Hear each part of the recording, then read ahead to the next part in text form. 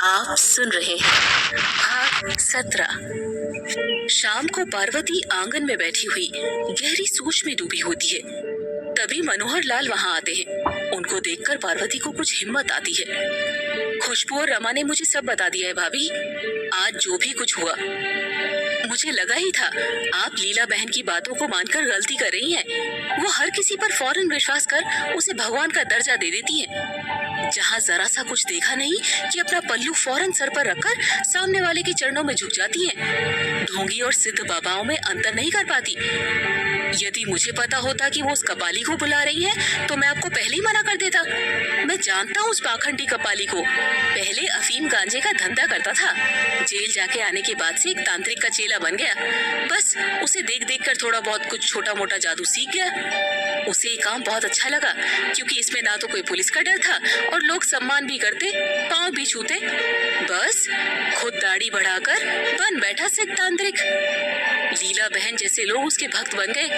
कुछ घरों की छोटी मोटी समस्या अपने जादू टोने से क्या सुलझाती। लीला बहन जैसे भक्तों ने उसे सर माथे पर बिठा लिया। पर अभी तक तो सब परोक्ष रूप से चल रहा था। लेकिन मुझे अब ये चिंता है कि आज वाले वाकये से सब कुछ खुलकर छोटी बहू के सामने आ गया। उसे पता चल गया है कि हम उसे लेकर शंकित हैं और इधर उधर प्रयास कर रहे हैं।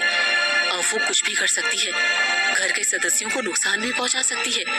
ज्यादा सावधान रहना होगा अब उससे।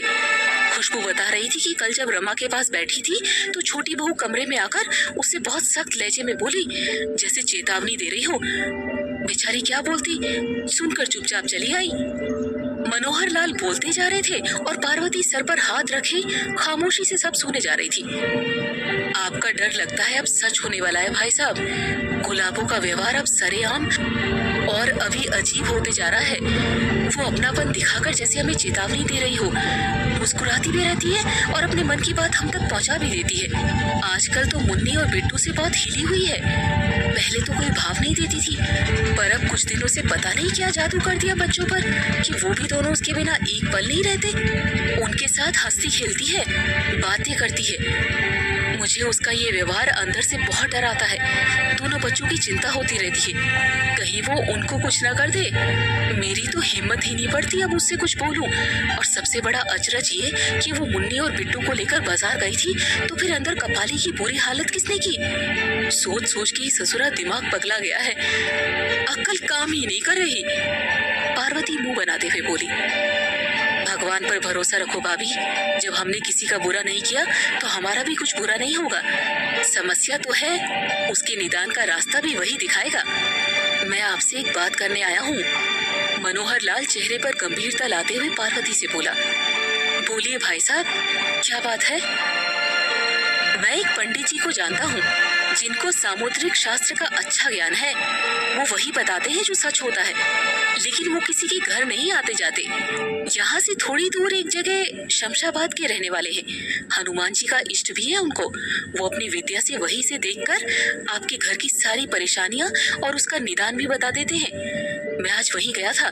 जब मैंने आपके घर की समस्या बताई तो उन्होंने ये नींबू और गेहूं के कुछ दाने दिए हैं। बोले थे कि नींबू को एक लाल कपड़े में लपेटकर उस व्यक्ति के बिस्तर के नीचे एक रात पहले उसे बिना बताए रख देना जिस पर आपको शक हो कि उस पे कुछ ऊपरी चक्कर है। और ये गेहूं के कुछ दाने, इसे भी एक लाल कपड़े में बंद करके घर के बीचों बीच किसी ऐसी जगह पे रख देना जहाँ किसी की नजर ना पड़े और जहाँ से घर के सभी सदस्यों का निकलना होता हो। बस इतना करके फिर उन सभी चीजों को मेरे पास ले आना। ध्यान रहे, हमें उन चीजों को लाल कपड़े में बांधने के बाद खोलकर नहीं देखना है, बल्कि वैसे उनके पास लेकर जाना है। वो स्वयं हमारे सामने उसे अपने पूजा स्थल पर खोलकर देखेंगे।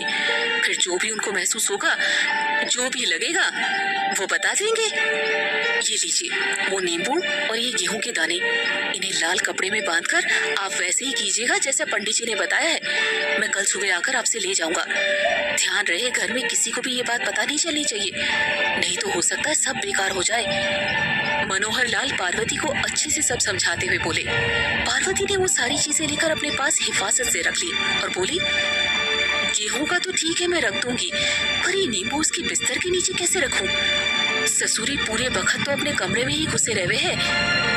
अरे भाभी, वो कभी तो बाहर निकलती होगी, बस मौका देख के रख देना। इतना सा काम यदि हो जाए तो फिर पंडित जी से आगे की बात कर लूंगा कल जाकर। ठीक है भाई साहब, मैं कोशिश करूंगी। कुछ ना कुछ तो करना पड़ेगा, वरना ये परेशानी तो हर दिन उग्र होती जा रही है। बस अब आपका ही सहारा है भाई साहब, आप नहीं होते तो पता नहीं क्या होता इस घर का। पार्वती मनोहर लाल की तरफ आशा भरी नजरों से देखते हुए बोली। गुलाबो शाम को मुन्नी और बिट्टू को लेकर घर से बाहर जाने लगती है। माँ जी, मैं बच्चों को लेकर बायोस्कोप दिखलाने ले जा रही हूँ, सुबह से ही पीछे पड़े हैं, कुछ देर में आ जाऊंगी। इतना कहकर वो दोनों को साथ लेकर चली जाती है। पार्वती फौरन उठकर उसे जाते हुए देखती रहती है। जब वो दूर जाते हुए आंखों से ओझल हो जाती है तो पार्वती उसके कमरे में जाकर जल्दी से वो लाल कपड़े में बंधा हुआ नींबू उसके बिस्तर के नीचे रख देती है। जैसे ही वो कमरे में जाने को होती है तो उसे वही पलंग के नीचे एक संदूक का हल्का सा सीरा नजर आता है। उत्सुकतावश तो उसे बाहर खींचकर खोलकर देखती है। जैसे ही संदूक का ढक्कन खुलता है, एक तीव्र बदबू सारे कमरे में फैल जाती है। उसके मुंह से चीख निकलते निकलते बचती है। वो अपने मुंह पर हाथ रखकर दोनों आंख फाड़े हुए घृणा से संदूक को देखने लगती है। पूरा संदूक हड्डियों से भरा पड़ा रहता है, जिसे देखकर ऐसा लगता है जैसे किसी ने उसे बड़ी निर्दयता से चबाकर वहां रखा हो। वो दोनों हाथों से अपना सर पकड़कर वहीं बैठी रह जाती है।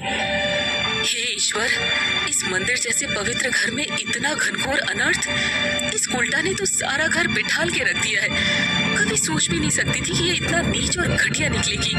पूरे घर की पवित्रता को नष्ट छिन्न भिन्न करके रख दिया है इसने। पार्वती को कुछ समझ नहीं आता कि वो क्या करे।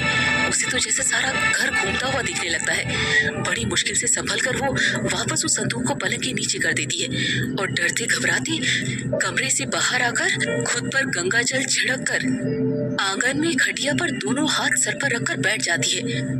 थोड़ी देर में बाहर से महेश हैरान परेशान हालत में आकर उसके सामने बैठ जाता है। क्या हुआ बेटा, तू बड़ा तनाव में लगता है, अब तुझे क्या हुआ? पार्वती उसे इस तरह परेशान हाल देखकर उससे पूछती है। क्या बताऊं माँ, लगता है इस साल फसल नहीं हो पाएगी। रोज कड़ी मेहनत कर रहा हूँ पर मानो खेत की जमीन को नजर लग गई हो, एक भी अंकुर नहीं फूटा अब तक। अच्छे किस्म के बीज डाले, अच्छी बुआई की, पर कुछ हासिल नहीं हुआ।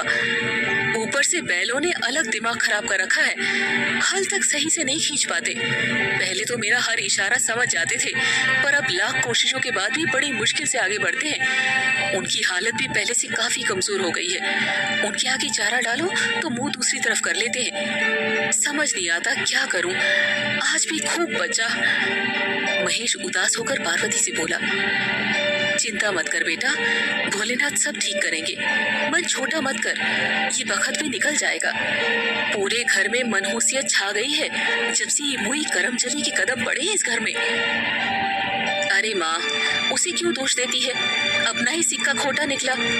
मैं कभी सचिन को गलत नहीं बोलता, पढ़ा लिखा है, समझदार है, भला बुरा सोच सकता है, हर बात में खूब अकलमंदी दिखाता है, सबकी चिंता भी करता है, पर बहू का जिक्र होते ही चुप्पी साध लेता है, उसी का पक्ष लेता रहता है। हम पर तो जैसे भरोसा ही नहीं उसे। हम कोई उसके या बहू के दुश्मन तो नहीं। एक दिन खेत पर आया था, बोल रहा था कि भैया यदि आपको गुलाबो पसंद नहीं तो मैं उसे अपने साथ शहर ले जाऊंगा, वही रहेगी। अब तू ही बता माँ, उस लड़की के पीछे वो हमसे दूर जाने की बात करने लगता है। जिन हाथों को पकड़कर चलना सीखा, दुनियादारी देखी, उन्हीं हाथों को छुड़ाकर अब बहू का हाथ थाम के हमसे नजर मिलाकर बात करता है। ये बात मैंने आज तक घर में नहीं बोली कि सुनकर सबको दुख होगा। महेश की बात सुनकर पार्वती और तनाव में आ जाती है, पर वो कर भी क्या सकती थी।